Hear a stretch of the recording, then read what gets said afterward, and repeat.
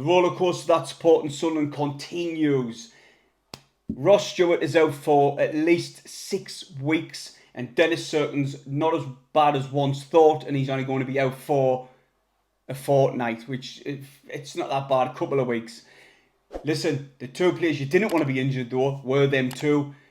Cirkin and Ross Stewart were vital in us getting promotion into League One last season, and people were saying, will Cirkin be able to step up into the Championship? Will he be able to handle the pace of the Championship? In the first 8 games of this season, for me in any way, he's proven that he has been able to. Ross Stewart, I was never in doubt that he would be able to do it, and he's proven these 8 games that he's been able to mix it in the Championship. Speakman said as well in the tweet from a couple of minutes ago that now it's time for players to step up. And I've took from that tweet that we're not going to be going into the market for a free agent, which is crazy.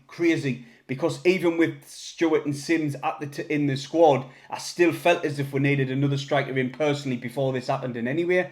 So for him to say it's time for players to step up, who's he talking about? Like Bennett, Jacques, who else?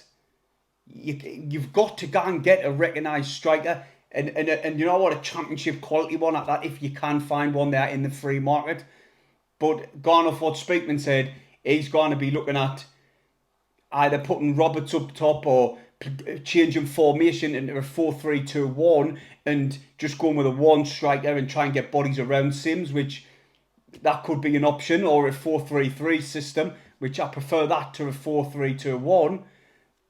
I didn't know. I didn't know what's going to happen, but going off Speakman's statement there on Sunderland Twitter, he's not going to be gone into the market. That's why I'm tacking out of that. But like I say, Ross Stewart's injury, with being 6 weeks to only, hopefully he can get back before that. Speakman was saying the same thing, if he can recover quicker.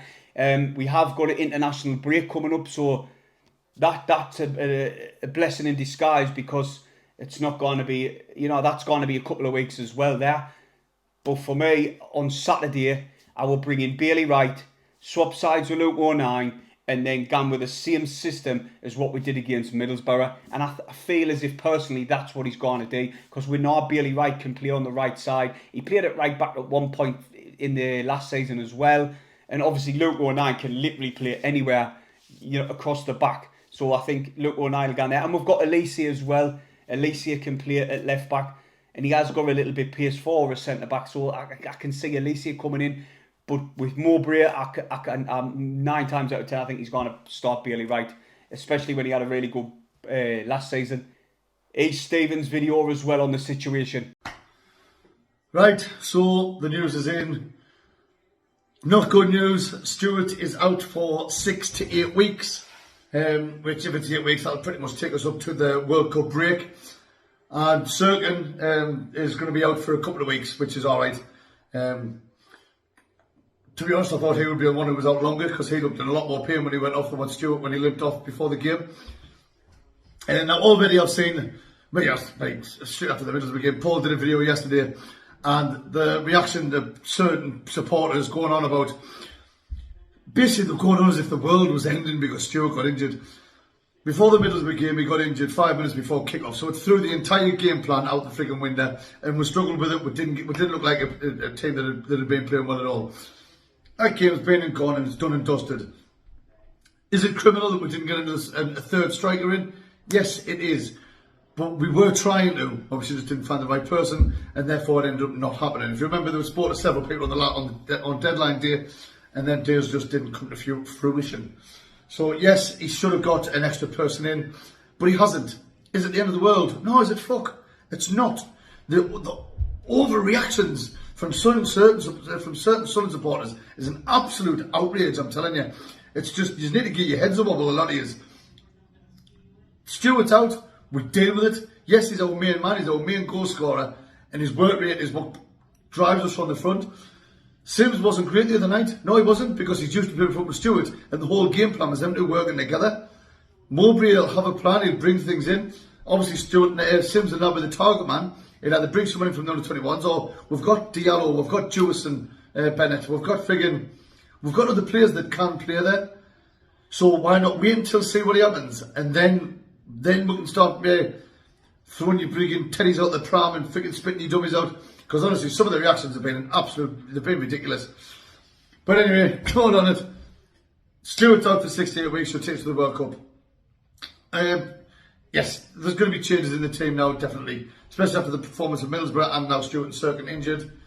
There's going to be changes. I think there'll be changes in formation. I think there'll be changes in, obviously, the team. Well, will be, because there are 2 people injured.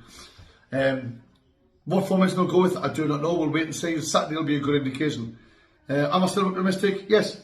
Our next 4 games, I believe, are Millwall, Reading, Watford and Preston. I'm predicting we get 10 points from them 4 games. I am, without Stewart. I'm predicting we get 10 points from them 4 games. I think Mowbray's going to have us playing good football. You've got to realise now, yes, since the Middlesbrough game, we've had the rest of the week all training together on a new game plan, the new way he wants to play. And I think on Saturday, you're going to be all pleasantly pleased with how the team comes out and how the team performs. Stewart is our main man, yes, but it's not the end of the world that he's out. It's a big kick in the bollocks, but it's not the end of the world. We will have things in place, you know what I mean, and we will make it work. So everybody, please just calm down. We're going to see new formations. We're going to see different team selection, and we're going to see other players coming into the fold that'll hopefully do the job and get us results and get us points. Cirkin, I'm out of the moon because Cirkin's been probably, last season he was one of our most consistent players, and this season he's been brilliant so far. So, I mean, it was rumoured earlier on that he was going to be out until after New Year, and then the club have released a statement saying it's only 1 or 2 weeks. So I'm happy with that. Bailey White will come in the fold, I'd imagine. O'Neill will probably go on the left-hand side. Bailey on the right, so that Bailey on the right. And then Bailey will come in on the right side of the defence. Unless, like you see, he changes the full formation and we end up playing a different than 3 at the back.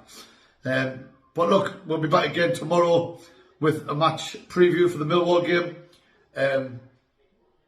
Hopefully I haven't seen Sunderland fans threatening suicide because Ross Stewart's injured for a couple of months. Didn't worry about it. Get over it. It'll be fine. Alright, Mowbray will have a plan. And we have got other players in the club that can do things. And I think this could work in our advantage because everyone knows how to deal with Stewart, or they know what he's capable of, they know what he brings to the team. Now we're going to have people playing up front who the clubs don't have a clue anything about them really, so it's all going to do. They're not going to be able to prepare for them properly, and it's going to be something new. Instead of having 2 tall lads up front, it looks like now we're going to have 1 tall lad and we're going to have 1 small fast lad. Keep optimistic. Don't let things get you down too much. Sunderland will have a way, I'm telling you. Alright, and I'll see you tomorrow. And of course, away the lads. Hit that thumbs up and subscribe if you're new. See you tomorrow.